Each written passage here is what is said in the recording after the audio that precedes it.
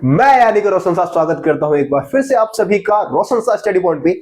और उम्मीद करता हूं आप सभी बहुत अच्छे होंगे और आप लोग अपनी स्टडी का, अपनी फैमिली का और अपने फिटनेस का बहुत अच्छे से ध्यान रख रहे होंगे। खैर, मैं तो भाई अभी ठीक नहीं था। लगभग एक हफ्ते से आप लोगों ने देखा होगा इस चैनल पे मेरी कोई वीडियो नहीं आई, लेकिन मेरी टीम में जितने भी टीचर्स हैं, रोशन साहब स्टडी पॉइंट में जितने भी टीचर्स हैं, सभी अपनी वीडियो भाई अपने अपने सब्जेक्ट की वीडियो अपलोड कर रहे थे। लेकिन हिस्ट्री पॉलिटिकल साइंस की कोई वीडियो एक हफ्ते से नहीं आ पा रही थी क्योंकि मैं ठीक नहीं था, बीमार था।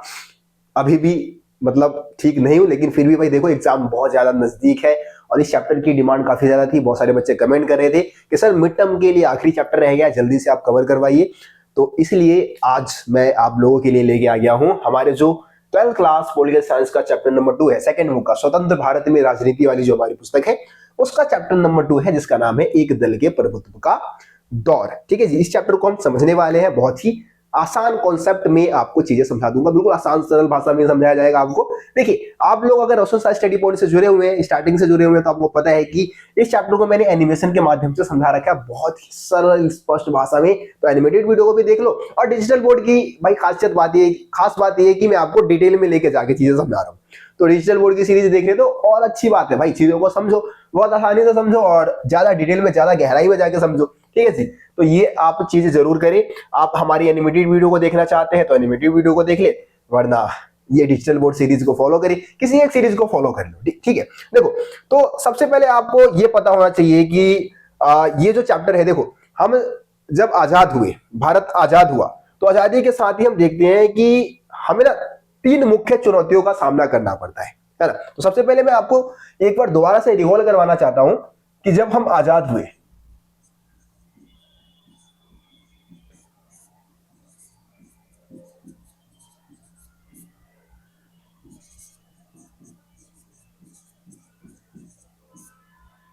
ये भाई चल नहीं रहा है सही, ये मार्कर मेरे को चेंज करना पड़ेगा थोड़ा सा। दोबारा ये लिख देता हूं मैं, कोई नहीं।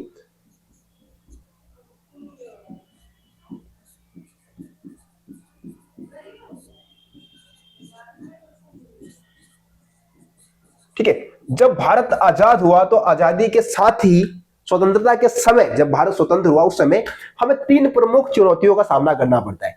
तो सबसे पहले हम इसी की बात कर लेते हैं। वैसे मैंने आप लोगों को फर्स्ट चैप्टर में समझा दिया था, जिसमें से हमने सबसे पहले चुनौती की बात की थी, जो कि क्या है, एकता की स्थापना करना है ना जी, एकता की स्थापना करना।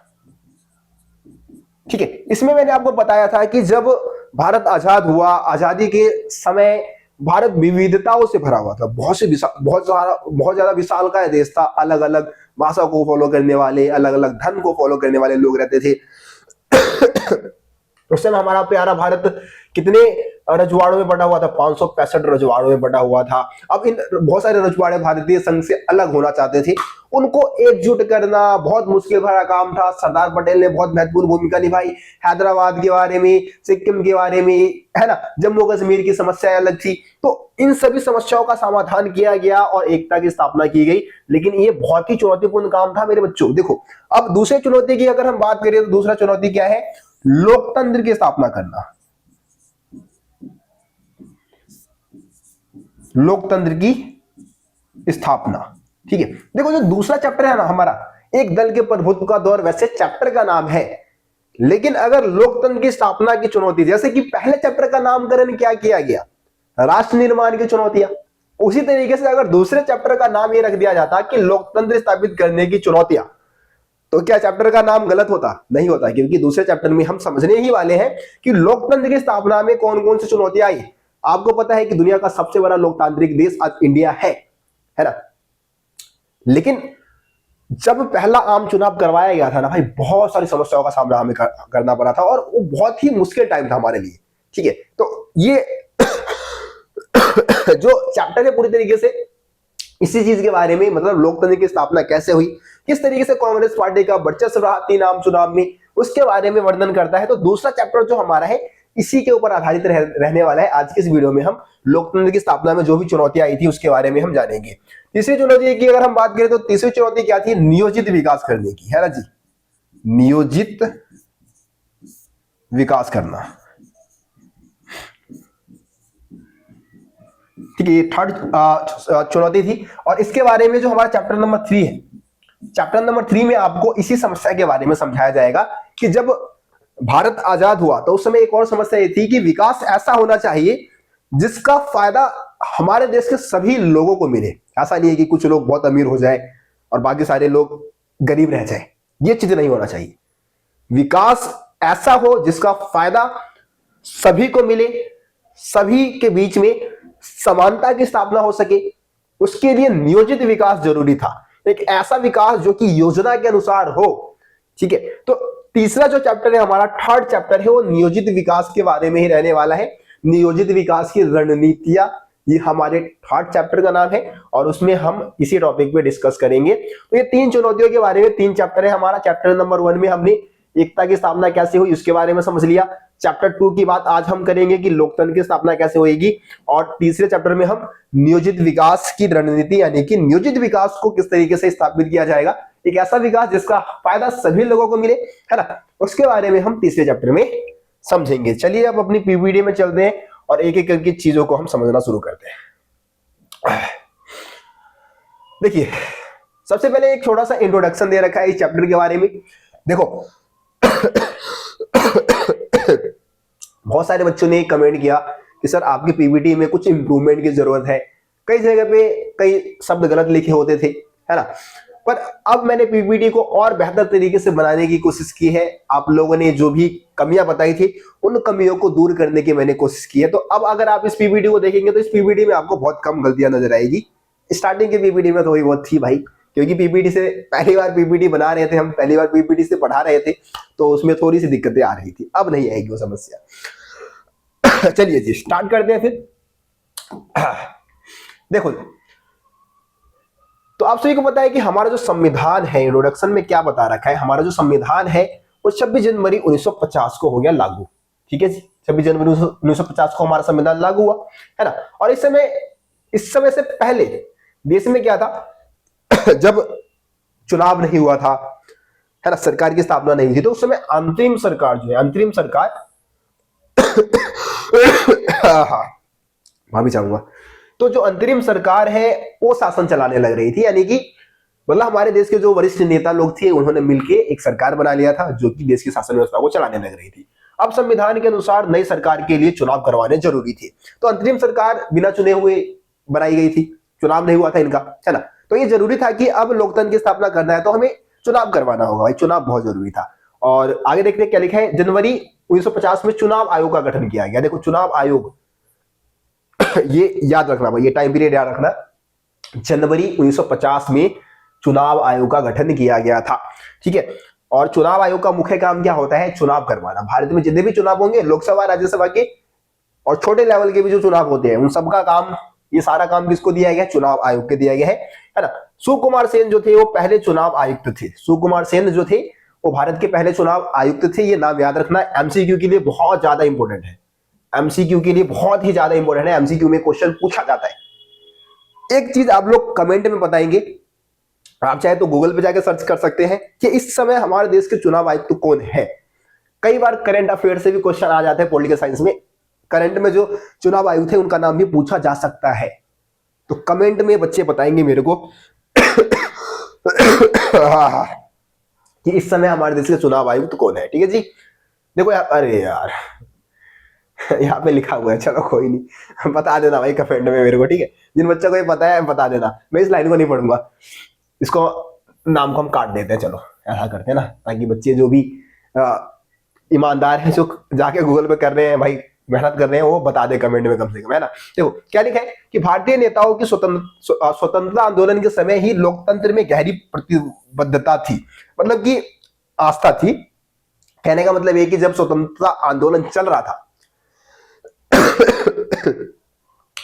तो उसी समय से हमारे लीडर्स ने, हमारे नेताओं ने सोच लिया कि भारत में ना लोकतांत्रिक व्यवस्था ही आएगी भाई, लोकतांत्रिक माध्यम से ही हम शासन को चलाएंगे। और हमने लोकतंत्र को अपनाया, हमने लोकतांत्रिक माध्यम से जो संसदीय प्रणाली है, संसदीय प्रणाली को अपना के अपने देश की शासन व्यवस्था को हमने चलाना स्टार्ट किया। ये बात आप सभी को मालूम है, तो यहाँ पे ये सारी चीजें लिखी हुई है। चलिए अगले पेज पे चलते हैं, यहाँ से काम की चीजें शुरू होगी भाई। असली टॉपिक तो भाई अब आ गया है, असली घमासान यहाँ से बचता है, यहाँ से पेपर में क्वेश्चन आता है। बहुत इंपॉर्टेंट है, बहुत ही ज्यादा इंपॉर्टेंट, बहुत ही इंपॉर्टेंट टॉपिक है भाई। पहले आम चुनाव में, जब पहला आम चुनाव हुआ, ठीक है, पहले आम चुनाव को करवाने में आने वाली प्रमुख समस्याएं क्या थी? ठीक है, तो पहला आम चुनाव की अगर हम बात करें तो 1951 से 52, अक्टूबर 1951 में शुरू हुआ था और 52 फरवरी 52 में जाके ये समाप्त हुआ था। ठीक है, तो आप सभी से यहां से सिंपल क्वेश्चन आता है कि जो प्रथम आम चुनाव हुआ तो उसको करवाने में कौन कौन सी समस्याओं का सामना करना पड़ा चुनाव आयुक्त को? ठीक है, या फिर ये क्वेश्चन बहुत ही लॉजिकल आता है कि जो प्रथम आम चुनाव था वो पूरी दुनिया में लोकतंत्र के इतिहास में मील का पत्थर साबित हुआ, कैसे? मतलब क्वेश्चन को घुमाया जाता है, क्वेश्चन वही है, आंसर हमें वही सारी चीजें लिखनी होती है, बस क्वेश्चन को घुमा दिया जाता है और बच्चे फिर घूमते रह जाते हैं। ठीक है, तो घूमना नहीं है। अगर रोशन सर स्टडी पॉइंट से पढ़ रहे हो, मेरे से पढ़ रहे हो, तो मैं ये चाहता हूँ कि हिस्ट्री पॉलिटिकल साइंस अगर मैं पढ़ा रहा हूँ ना, तो भाई ऐसा कर देना है आप लोगों को अपने फाइनल एग्जाम तक कि कितना भी एग्जामिनर घुमा ले, आप घुमा घुमा के आंसर लिख दोगे। ठीक है, तो सिंपल हमारा जो क्वेश्चन रहेगा कि भाई प्रथम आम चुनाव को करवाने में चुनाव आयुक्त को कौन कौन सी समस्या का सामना करना पड़ा। पहला पॉइंट देखो क्या लिखा है हमने। पहला पॉइंट है कि स्वतंत्र और निष्पक्ष चुनाव करवाना उस समय बहुत ज्यादा कठिन था, यही हेडिंग है हमारा। अब स्वतंत्र और निष्पक्ष आम चुनाव करवाने में बहुत सारी समस्या है, जैसे कि पहला, मतलब इसको अगर आप पहला पॉइंट नहीं भी लोगे तो चलेगा, लेकिन आप अगर लिखना चाहते हो लिख सकते हो। वैसे तो पहला पॉइंट हमारा ये बन जाएगा कि चुनाव क्षेत्र का सीमांकन करना बहुत मुश्किल था। चुनाव क्षेत्र का सीमांकन का मतलब क्या है कि देखो, सांसदों के लिए जो होते हैं, सांसद हमारे होते हैं, है ना, वो अलग होते हैं, इनके लिए अलग चुनाव क्षेत्र होता है, अलग अलग डिस्ट्रिक्ट में होते हैं, लगभग डिस्ट्रिक्ट लेवल पे होते हैं, है ना। कई जिले में बहुत सारे विधायक होते हैं, ठीक है, विधायक होते हैं, तो विधायकों के लिए अलग चुनाव क्षेत्र होता है। तो चुनाव क्षेत्र का सीमांकन करना, उनका सीमा तय करना कि कितने जनसंख्या पे एक सांसद होगा, कितने जनसंख्या पे कितने विधायक को रखा जाएगा, इसका, इस क्षेत्र का सीमा तय करना बहुत मुश्किल था उस समय के लिहाज से, जब प्रथम आम चुनाव करवाया जा रहा था। ठीक है देखो तीसरा पॉइंट क्या लिख रखा है, मतदाता सूची तैयार करना। मतदाता सूची क्या होता है? एक ऐसी सूची, एक ऐसा लिस्ट जिसमें जितने भी हमारे वयस्क लोग हैं जिनको मत डालने का हक है, जैसे कि अभी तो 18 वर्ष है, पहले 21 वर्ष था, 21 वर्ष से अधिक आयु वाले जो भी है, 21 या 21 वर्ष से अधिक आयु वाले जो जनसंख्या है, उन सभी का मतदाता सूची में नाम लिखना जरूरी था, है ना। तो पहले जब पहला आम चुनाव करवाया गया उसमें मतदाता सूची तैयार करना भी बहुत मुश्किल काम था। लगभग एक डाटा जो आपके एनसीईआरटी बुक में दे रखा है, 40 लाख ठीक है, 40 लाख जो महिलाएं जो थी उनका नाम मतदाता सूची में दर्ज नहीं किया गया था, और जिनका नाम दर्ज भी किया गया उनका नाम अला की बीवी, फला की बेटी, इस तरीके से नाम दर्ज किया, उनका खुद का नाम नहीं, है ना। जैसे कि ये कमलेश की बेटी है, ये कमलेश की पत्नी है इस तरीके से, समझ रहे हो। तो उनका असली नाम दर्ज नहीं किया गया था, तो मतदाता सूची तैयार करना बहुत मुश्किल काम था उस समय के लिहाज से। ठीक है, अधिकारियों और चुनाव कर्मियों को प्रशिक्षित करना। देखो ये चुनाव अपने आप में एक चुनौतीपूर्ण काम था, क्योंकि लगभग 3200 विधायकों को चुनना था। ठीक है, कितने विधायकों को चुनना था? 3200 विधायक। और सांसद की मैं बात करूं तो लगभग 489 सांसद चुने जाने थे। ठीक है, ये सांसद 489 सांसदों को चुनना था लोकसभा स्तर पे। ठीक है, राज्यों में जो विधायक है, विधायकों की संख्या कितनी मतलब चुननी थी? लगभग पूरे जितने भी हमारे राज्य थे उस समय भारत में, तो 3200 विधायकों को चुनना था। अब इतने ज्यादा संख्या में भाई विधायक और सांसद चुने जाने बहुत मुश्किल काम था। ठीक है, और लगभग मैं बात करूं तो बहुत सारे जो चुनाव कर्मी थे उनको प्रशिक्षण देना पड़ेगा इसके लिए। जो चुनाव आयुक्त के साथ मिलकर काम करेंगे, उसके हेल्प करेंगे उसका, है ना, उनको प्रशिक्षण देना पड़ेगा, उनको ट्रेनिंग देना होगा, ताकि चुनाव को सही तरीके से करवाया जा सके।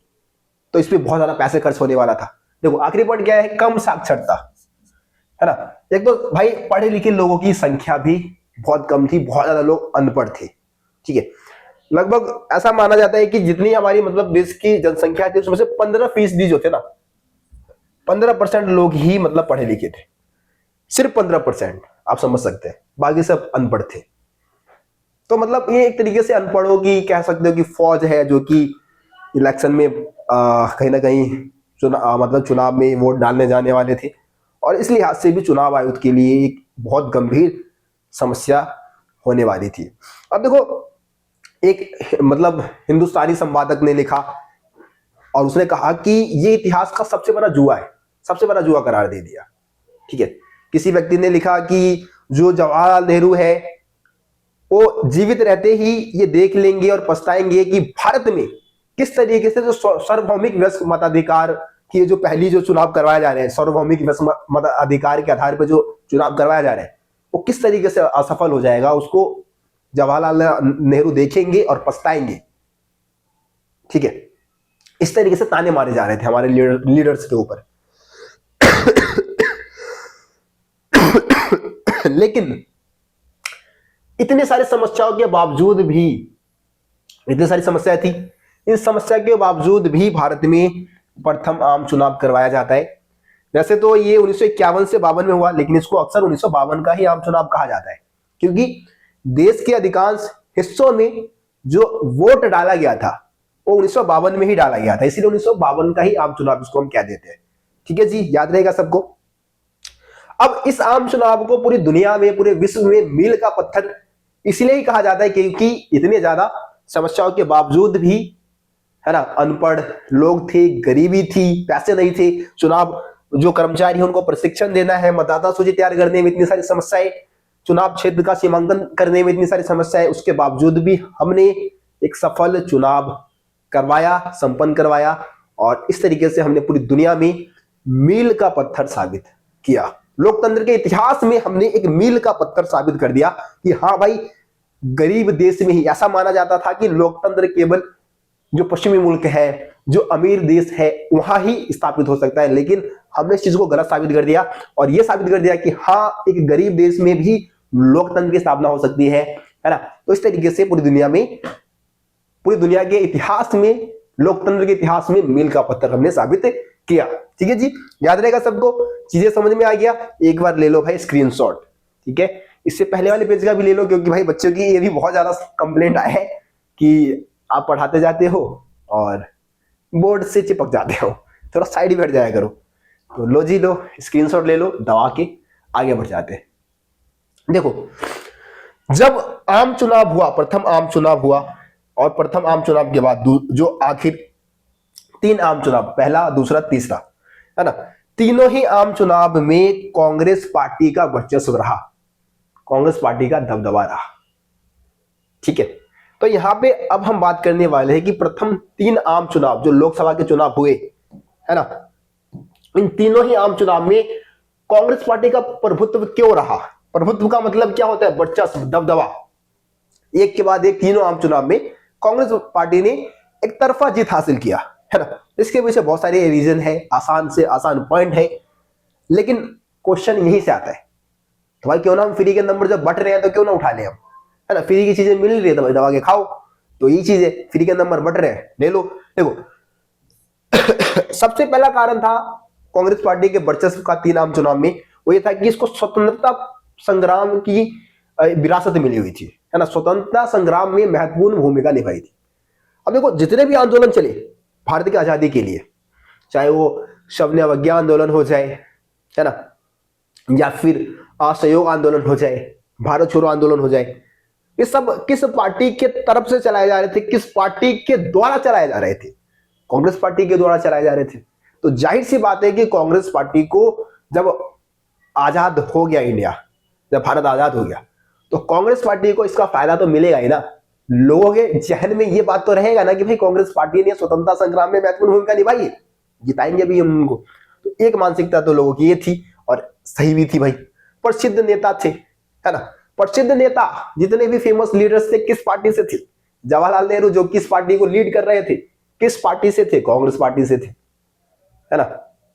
सरदार पटेल की बात कर लो आप, ठीक है जी, और भी बहुत सारे लीडर्स का नाम आप ले सकते हो। वैसे कांग्रेस पार्टी को महात्मा गांधी जी ने ज्वाइन नहीं किया, लेकिन महात्मा गांधी सपोर्ट करते थे कांग्रेस पार्टी को भाई।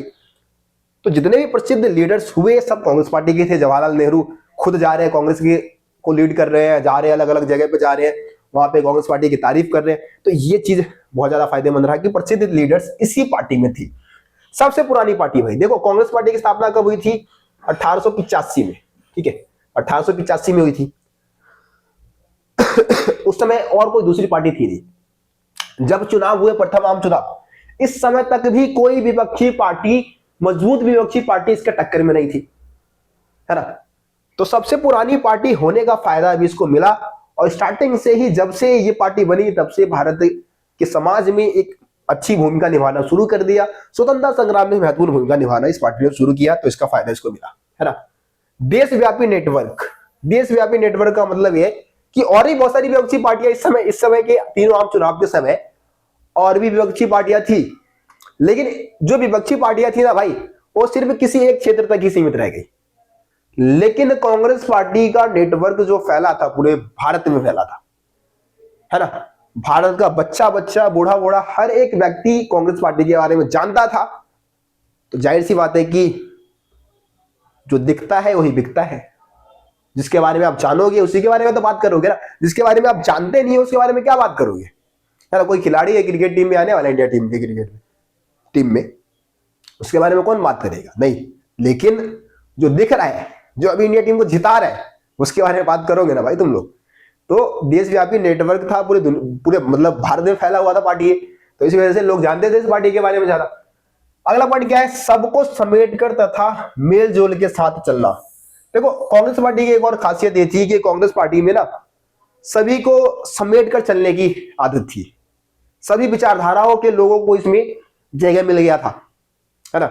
सभी समाज के वर्ग के जो नेता थे, चाहे वो मजदूर के लीडर्स हो, है ना, पूंजीपतियों की भलाई की बात करने वाले लीडर्स हो, किसानों की भलाई की बात करने वाले लीडर्स हो, सभी प्रकार के लीडर इस पार्टी में थे। यानी कि सभी विचारधाराओं को, समाज के सभी वर्गों को लेके साथ चल रही थी ये पार्टी, ठीक है जी। तो ये ऐसे कारण है जिससे कि कांग्रेस पार्टी जो है उसको प्रथम 3 आम चुनाव में सफलता मिलती है। एक पॉइंट और लिख सकते हो कि ये पार्टी जो थी ना, वो मतलब सुसम्मिलित पार्टी कह सकते हैं। सुसम्मिलित यानी कि इसकी जो विचारधाराएं थी वो पहले से निश्चित होती थी, है ना। जब विपक्षी पार्टियां अपनी बातों को सोच ही रही होती थी, उससे पहले ही कांग्रेस पार्टी अपनी विचारधाराओं को लोगों के सामने रख देती थी, और इसमें सभी विचारधाराओं को जगह मिला हुआ था। तो अगर कोई विपक्षी पार्टी भी कह देता कि भाई हमारी ये विचारधारा है, हम इस विचारधारा पे काम करेंगे, तो कांग्रेस पार्टी कह देती सीधा कि भाई देखो हम तो ऑलरेडी इस चीज पे काम कर रहे हैं जी, इस विचारधारा की जरूरत आप मतलब इस पार्टी को आप क्यों ही वोट देंगे जब हम एक काम हम ही कर देंगे, कांग्रेस पार्टी कर देगी, समझ लो।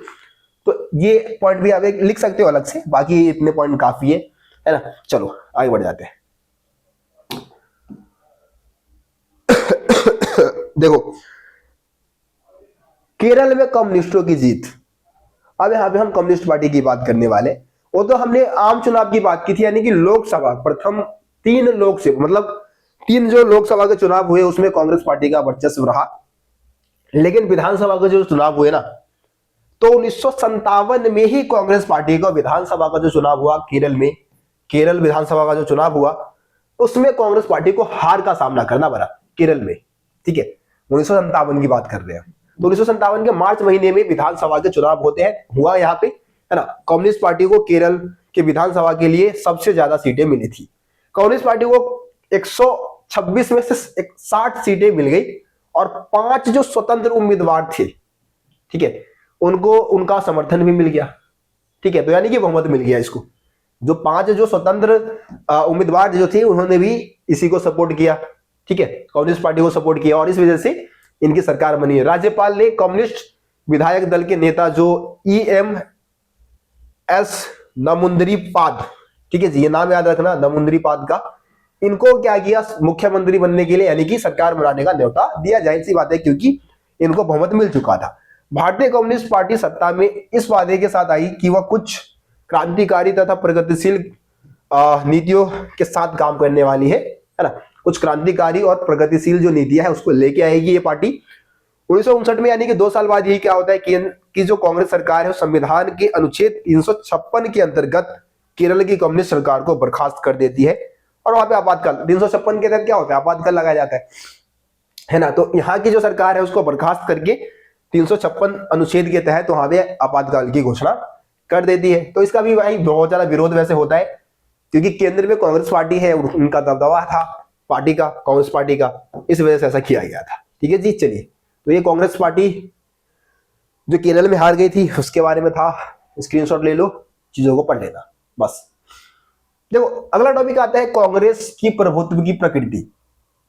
देखो बच्चा पार्टी, इसमें क्या समझाया गया है आप लोगों को?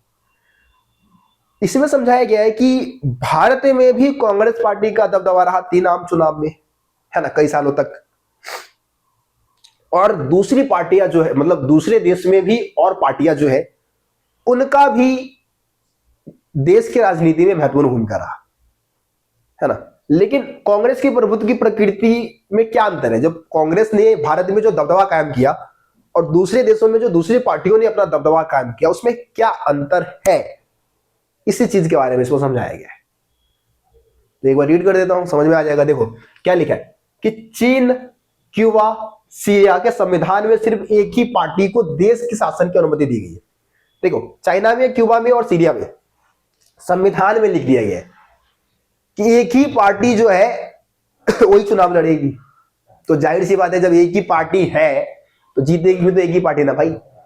तो यहां पे तो भाई संविधान की वजह से, यहां पे क्या हुआ है, संविधान की वजह से एक पार्टी का वर्चस्व कायम हुआ है ना जी। आगे देखो, म्यांमार की बात कर लो, बेलारूस की बात कर लो, इटरिया की बात कर लो, यहां पे एक पार्टी का प्रभुत्व क्यों कायम हुआ?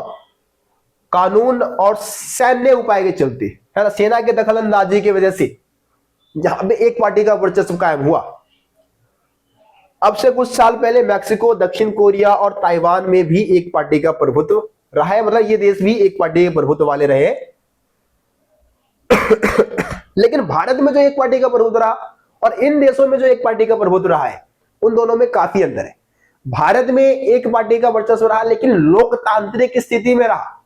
यहां पे लोकतंत्र की कीमत, मतलब लोकतंत्र को नकार दिया गया, है ना। लोकतांत्रिक स्थिति में यहां पे भाई कायम नहीं रहा एक पार्टी का वर्चस्व। लेकिन भारत में चुनाव हुए, चुनाव में कांग्रेस पार्टी के साथ और विपक्षी पार्टियां भी थी, लेकिन उसके बावजूद भी कांग्रेस पार्टी एक के बाद एक चुनाव जीतती गई और अपना वर्चस्व कायम किया।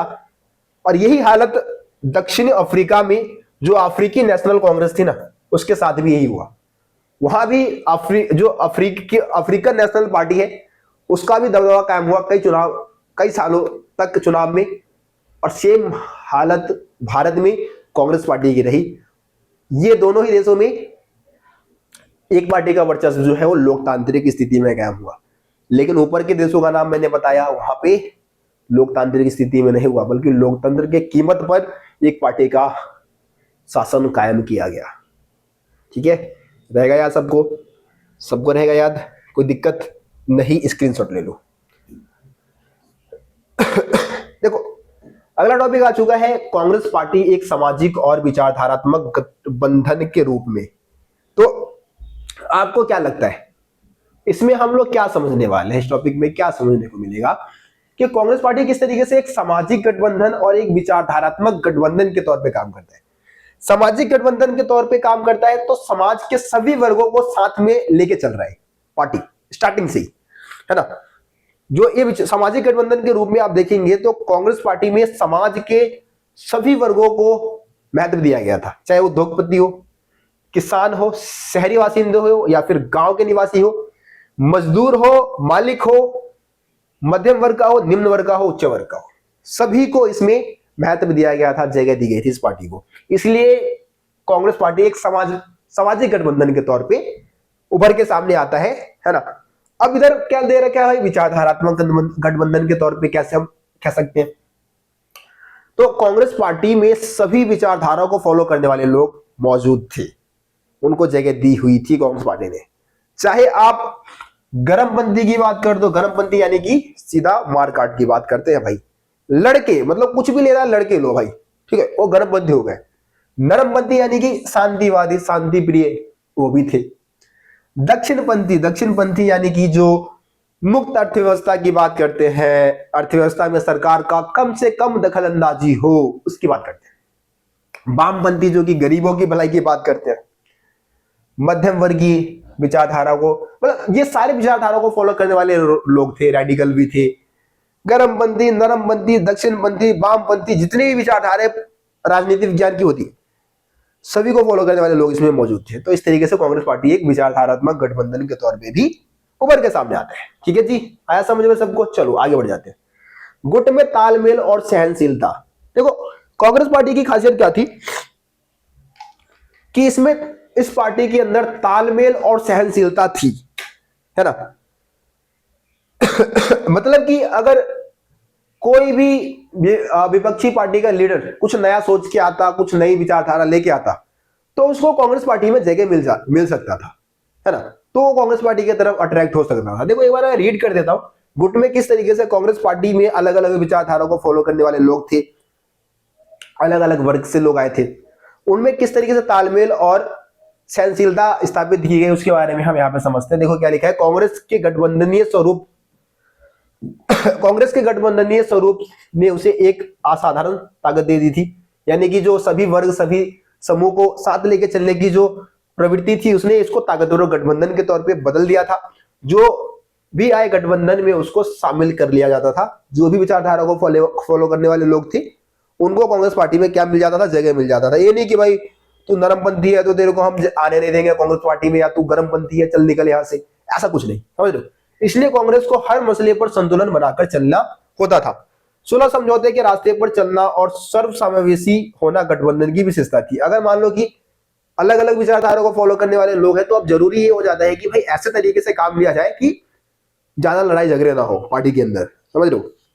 इसके कारण विपक्षी पार्टी को मुश्किलें होने लगी थी। अब भाई विपक्षी पार्टी अगर कोई विचारधारा रखेगी तो कांग्रेस पार्टी के पास सीधा आंसर होता था, देख भाई हमारा मतलब हमारे पास तो पहले से ही इस विचारधारा को फॉलो करने वाले लोग मौजूद है, हम तो भाई इस विचारधारा को फॉलो करते ही करते हैं, है ना। तो विपक्षी पार्टी के लिए बचना बहुत मुश्किल हो जाता था। अगर पार्टी गठबंधन से बनी होती तो मतभेद को लेकर उसमें सहनशीलता भी बहुत ज्यादा थी। मतलब अगर कभी मतभेद होता था तो उस मतभेद को पचाने की क्षमता भी थी भाई इस पार्टी में, मतलब सहनशीलता भी ठीक ठाक थी। ठीक है, देखो क्या लिखा है उसमें विभिन्न समूह और नेताओं के महत्वाकांक्षाएं शामिल होती थी। पार्टी के अंदर मौजूद अलग अलग समूह गुट कहे जाते थे। जो अलग अलग समूह थे उनको क्या कहा जाता था, गुट कहा जाता था। गठबंधन के स्वभाव के कारण कांग्रेस में अलग अलग गुट शामिल थे और उन गुटों को बढ़ावा मिला था। तो कांग्रेस पार्टी के अंदर बहुत सारे गुट बने हुए थे, अलग अलग विचारधारा को फॉलो करने वाले लोगों का गुट बना हुआ था। अंदरूनी गुटबाजी कांग्रेस की कमजोरी बनने के बजाय उसकी ताकत बन गई। अब देखो भाई गुटबाजी जो है कहीं ना कहीं कमजोरी ही है, लेकिन ये कमजोरी नहीं बनी कांग्रेस पार्टी के लिए, ये उसकी ताकत बन गई। क्योंकि मैंने बताया ना, एक लॉजिक दिया ना कि अगर कोई विपक्षी पार्टी कह रही है कि भाई हम आपके लिए काम करेंगे, लोगों को कहीं ना कहीं ये कहने की कोशिश करिए कि हम इस विचारधारा पे काम करेंगे, तो कांग्रेस पार्टी के पास सीधा जवाब होता था कि भाई हम भी इस विचारधारा पे काम कर रहे हैं, हमारे पास भी ऐसे लीडर्स मौजूद है ना। कांग्रेस की अधिकतर प्रांतीय इकाई विभिन्न गुटों से बनी हुई थी। जो प्रांतीय इकाई मतलब कि जो राज्य स्तर पे जो मतलब सरकारें बनी हुई थी, वो विभिन्न अलग अलग गुटों से बनी हुई थी, है ना। गुटों की मौजूदगी की यह प्रणाली शासक दल के अंदर संतुलन बनाने का काम कर रही थी। राजनीतिक होड़ कांग्रेस के अंदर ही चलती थी, मतलब कि सब मिलके काम कर रहे थे। जो भी होड़ हो रहा था पार्टी के अंदर हो रहा था, बाहर लोगों को कुछ नहीं दिख रहा था, सब कुछ अंदर अंदर पचाने की क्षमता कांग्रेस पार्टी ने विकसित कर लिया था। यही सारी चीजें थी इसमें, ज्यादा कुछ काम की बातें नहीं थी। वैसे पेपर में क्वेश्चन नहीं आता है तो टेंशन मत लो। चलो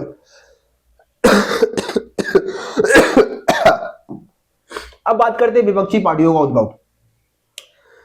देखो ऐसा नहीं है कि कांग्रेस पार्टी जो चुनाव एक के बाद एक चुनाव जीतने लग रही थी उसमें सिर्फ वो अकेली पार्टी थी, और भी बहुत सारी पार्टियों का उद्भव भारत में देखने को मिल जाता है। ठीक है, देखो क्या लिखा है, खास करके 60-70 के दशक में बहुत सारी पार्टियां उभर के सामने आती है। विपक्षी पार्टियों का होना बहुत अच्छी चीज है हमारे लोकतंत्र के लिए।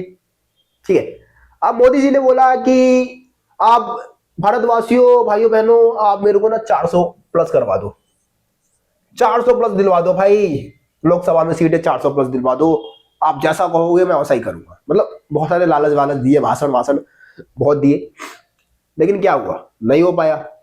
अगर 400 मिल जाता तो क्या हमारी विपक्षी पार्टी मजबूत हो पाती? फिर तो मोदी जी जो चाहते वो करते, संविधान ही बदल देते। मैं ये नहीं कहता भाई, देखो अभी बहुत सारे जो है बीजेपी सपोर्टर है, कई कांग्रेस पार्टी सपोर्टर है, कोई बीजेपी विरोधी भी है, यहाँ पे बहुत सारे स्टूडेंट हैं जो कि मेरे को फॉलो कर रहे हैं। तो मैं किसी एक पार्टी का सपोर्टर नहीं हूं, मैं किसी एक पार्टी को सपोर्ट नहीं करता हूं, लेकिन आप खुद सोचो ना, आपके अगर अंदर दिमाग है, अगर आप बीजेपी को 400 वोट दिलवा दोगे, फिर तो अपने मनमानी हिसाब से ही भाई कानून बनाएंगे, आपको पसंद हो ना पसंद हो उससे कोई मतलब नहीं है। ठीक है, अगर अभी कोई कानून बनेगा तो उसमें विपक्षी पार्टियों का भी योगदान होगा, क्योंकि विपक्षी पार्टियों को अगर वोट मिला है, उनको सपोर्ट मिला है, तो इसी चीज के लिए मिला है कि अगर कांग्रेस बीजेपी पार्टी अगर कुछ कार्यक्रम लेके आ रही है जो कि लोगों के हितों के खिलाफ नहीं है, तो विपक्षी पार्टी उसको रोके। तो मेरे हिसाब से विपक्षी पार्टी का भी मजबूत होना उतना ही जरूरी है जितना कि सत्तारूढ़ी दल जो सत्ता में मौजूद है वो दल वो पावरफुल है। विपक्षी पार्टी को के पास भी पावर होना चाहिए, है ना, ताकि सरकार जो है वो संविधान ना बदल दे। कहीं ऐसा ना हो मोदी जी 400 मिल गया संविधान बदल दे और अपने आप को तानाशाही बना दे भाई, वही बोल दे कि भाई अब मैं ही बनूंगा, मैं जब तक जिंदा हूं तब तक मैं इंडिया का राजा हूं। ऐसा भी हो सकता है भाई। ठीक है, तो ये चीज हमें नहीं करना, और हमारे देश के लोग जो है, मतदाता जो है वो बहुत समझदार है, मेरे को ऐसा लगता है। जब भी तो ऐसा हुआ कि 400 मोदी जी कर रहे थे, और पिछले मतलब अकेले बीजेपी पार्टी को पिछली बार तो बहुमत मिल गई थी, इस बार बहुमत भी नहीं लेके आ पाई बीजेपी पार्टी। ठीक है, तो देखो विपक्षी पार्टी का बहुत महत्वपूर्ण भूमिका होता है, राहुल गांधी की भी बहुत महत्वपूर्ण भूमिका है, और मोदी जी तो भूमिका निभा ही रहे हैं, साथ ही साथ विपक्ष में राहुल गांधी जी भी की भी महत्वपूर्ण भूमिका है, ताकि विपक्षी पार्टियां किसी भी सरकार को तानाशाही होने से बचाए। लोकतंत्र के रक्षा में जो विपक्षी पार्टी है वो बहुत ही महत्वपूर्ण भूमिका निभाती है। चलो एक बार रीड कर देते हैं फटाफट, ज्यादा कुछ है नहीं इसमें। भारत में बहुविध और जीवंत विपक्षी पार्टियां मौजूद है, मतलब बहुत सारी और बहुत अच्छी विपक्षी पार्टियां मौजूद है। कई विपक्षी पार्टी 1952 के आम चुनाव से पहले ही मौजूद थी, अस्तित्व में आ चुकी थी। इनमें से कुछ पार्टी 60-70 के दशक में राजनीति में महत्वपूर्ण भूमिका भी निभाना शुरू कर दिया है ना। 1950 के दशक में इन सभी विपक्षी दलों को लोकसभा और विधानसभा में बहुत कम प्रतिनिधित्व मिले थे। तो स्टार्टिंग में जो विपक्षी पार्टियां थी, 50 के दशक की बात करें तो उस समय तक विपक्षी पार्टियों को बहुत कम सपोर्ट मिल रहा था, कांग्रेस पार्टी सारी वोट खा जा रही थी, है ना। ये दोनों दल कांग्रेस पार्टी की नीतियों और व्यवहारों की आलोचना करते थे, है ना। ये जो दल थे, मतलब जो विपक्षी पार्टियां थी, वो कांग्रेस पार्टी की जो नीतियां है उसकी आलोचना कर रहे हैं। अगर भाई अब मान लो विपक्षी पार्टी का ऑप्शन नहीं होगा तो जो एक पार्टी है वो जैसा कहेगा आपको उसको मानना पड़ेगा, उसके विचार से सहमत रहना पड़ेगा। लेकिन अगर बहुत सारी पार्टियां हैं तो ऑप्शन है ना हमारे पास कि भाई नहीं तू सही नहीं कह रहा, इस पार्टी की विचारधारा सही नहीं है भाई, मेरे को तो इस पार्टी के पास जाना है, इस पार्टी को वोट डालना है, तो ऑप्शन होता है भाई, है ना। इसके कारण कांग्रेस पार्टी के अंदर शक्ति संतुलन बदलने लगे थे। आगे देखो क्या लिखा है, इन दलों ने लोकतांत्रिक राजनीति विकल्प की संभावनाओं को बढ़ावा दिया, यानी कि लोकतांत्रिक राजनीति में जो विकल्प है, जो ऑप्शन है, उसको बढ़ावा दिया, है ना। लोगों के पास ऑप्शन था कि वो किसी भी पार्टी को वोट डाल सकते हैं। स्वतंत्रता के बाद अंतरिम सरकार ने देश का शासन संभाला था, ये बात हम पहले बात कर चुके हैं। इसके मंत्रिमंडल में डॉक्टर अंबेडकर और श्यामा प्रसाद मुखर्जी जैसे विपक्षी नेता भी थे। ठीक है, डॉक्टर अंबेडकर ने भी कांग्रेस पार्टी को वैसे ज्वाइन नहीं किया था, मैंने शायद नाम बता दिया था डॉक्टर अंबेडकर का, लेकिन डॉक्टर अंबेडकर ने कांग्रेस पार्टी को ज्वाइन नहीं किया था। श्यामा प्रसाद मुखर्जी, तो ये ऐसे लोग थे जो कि विपक्षी पार्टी से थे, लेकिन इन्होंने जो अंतरिम सरकार बनी थी, अंतरिम सरकार जो बनी थी उसमें इन्होंने अपनी महत्वपूर्ण भूमिका निभाई थी। जवाहरलाल नेहरू सोशलिस्ट पार्टी को बढ़ावा देते थे, है ना। जवाहरलाल नेहरू ने जयप्रकाश नारायण जैसे समाजवादी नेताओं को सरकार में शामिल होने का न्योता दिया था। जब सरकार बनाई गई थी अंतरिम सरकार, तो उस समय भी इन्होंने न्योता भेजाया था जयप्रकाश नारायण को, जो कि समाजवादी लीडर थे।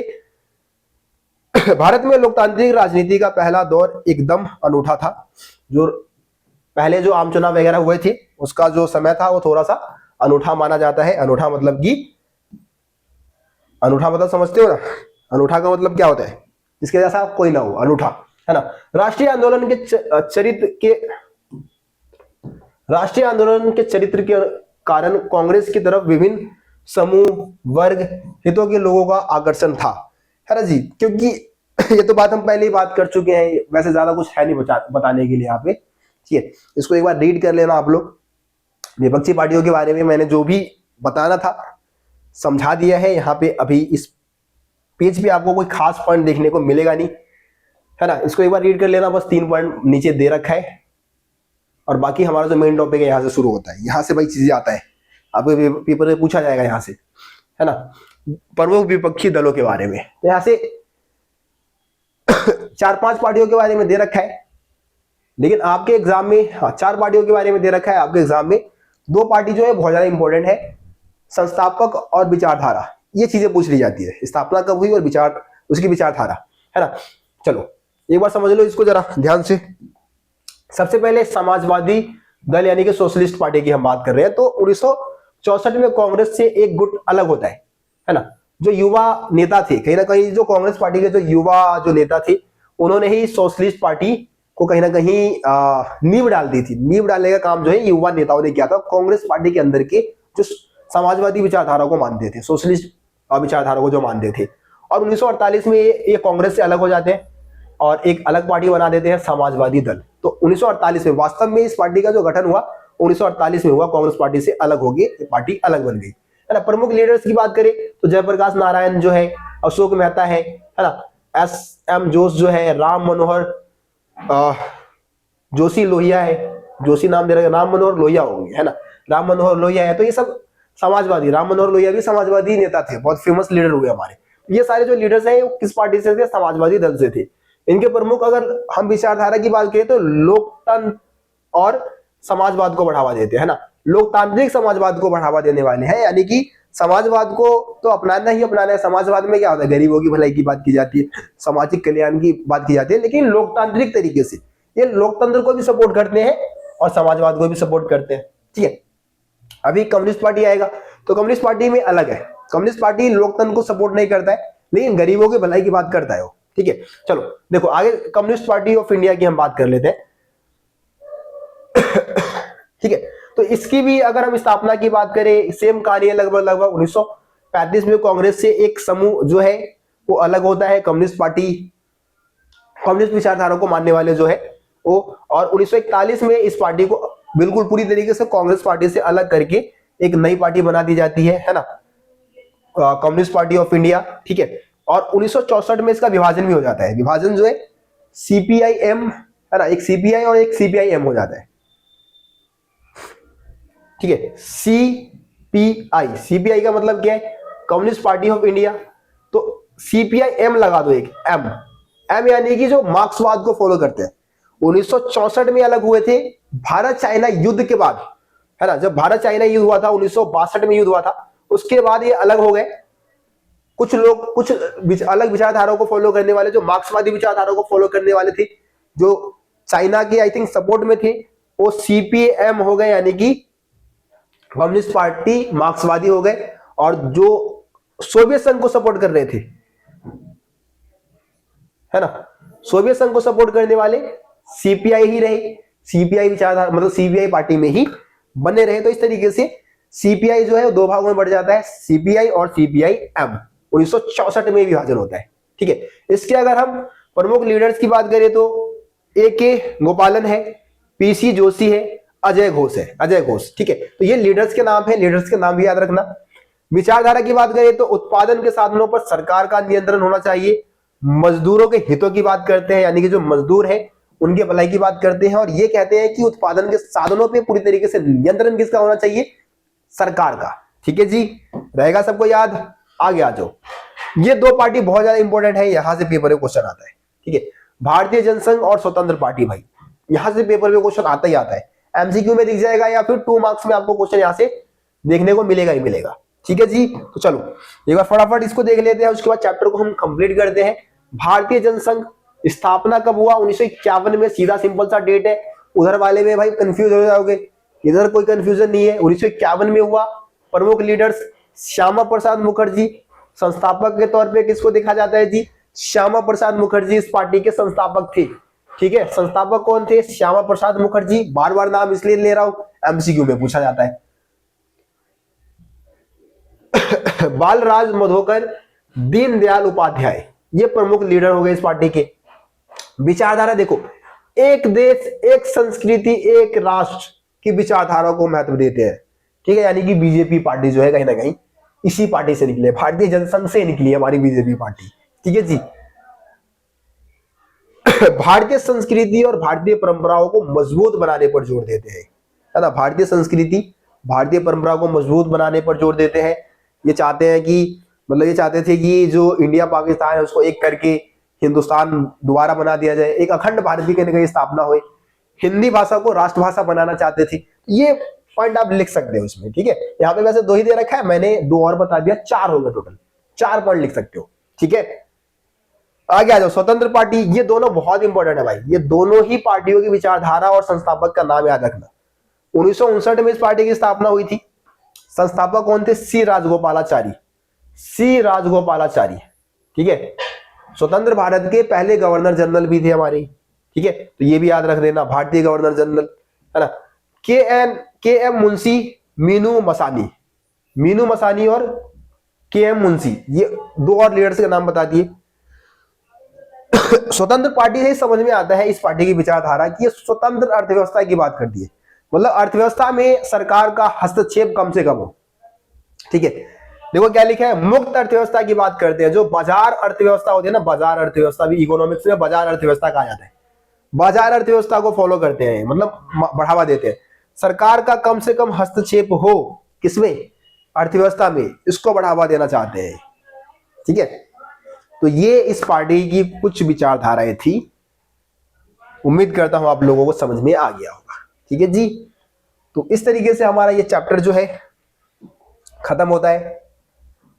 वीडियो पसंद आया हो तो भाई लाइक शेयर जरूर कर देना, और कोई डाउट है आपके मन में, कोई समस्या है आपके मन में, तो कमेंट में बताए रोशन भैया ये समस्या है, समाधान बता दो, ठीक है, जरूर बताऊंगा। नोट्स वगैरह चाहिए तो डिस्क्रिप्शन में जाके आप लिंक पे क्लिक करके डाउनलोड कर सकते हैं। कुछ पेमेंट करना होगा, अगर पेमेंट नहीं कर सकते हो तो भी मिलेगा, नोट्स फ्री में मिलेगा। इंस्टाग्राम पे मैसेज कर देना, रोज रिप्लाई नहीं करता हूं मैं, हफ्ते में 1 या 2 दिन जरूर देखता हूं मैसेज, बच्चों के मैसेज का रिप्लाई जरूर करता हूं। तो वहां पे जाके आप बोल देना कि भैया फ्री में नोट्स चाहिए, फ्री में भी मिल जाएगा। दोनों तरीके से अगर आप पे करने में सक्षम है जरूर पे करें, ठीक है। क्योंकि भाई नोट्स वगैरह बनाने में मेहनत लगता है, पैसे भी खर्च करने पड़ते हैं, है ना, टाइम भी देना होता है, तो थोड़ा सा बदले में कुछ मिल जाए तो अच्छा ही है ना अपने लिए। आज की इस वीडियो को यहीं पे समाप्त करते हैं, मिलते हैं आप सभी से अगली वीडियो में। तब तक के लिए जय हिंद, जय भारत। आप सभी अपना ख्याल रखें, धन्यवाद।